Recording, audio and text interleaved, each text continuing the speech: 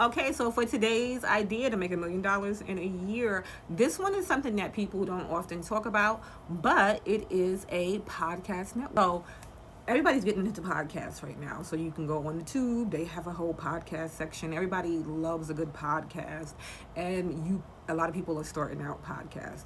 So you can do video podcasts, you can do just audio podcasts, all kind of different ways that people are doing podcasts. But you can start out a podcast network, and you're going to get paid kind of the same way that YouTube or somebody or Facebook, places like that, how they charge for ads. So they'll charge with RPM, CPM for how many views, charge like per 1,000 views.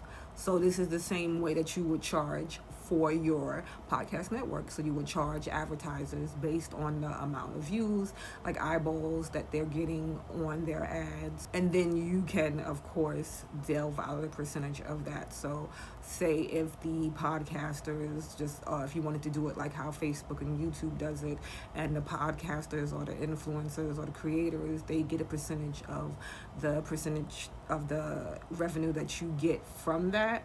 And that would encourage people to be part of your network. This is something that would take a little time to build. This is not something that you would just start overnight. But if you want, I can give you more information on how you can start a podcast network.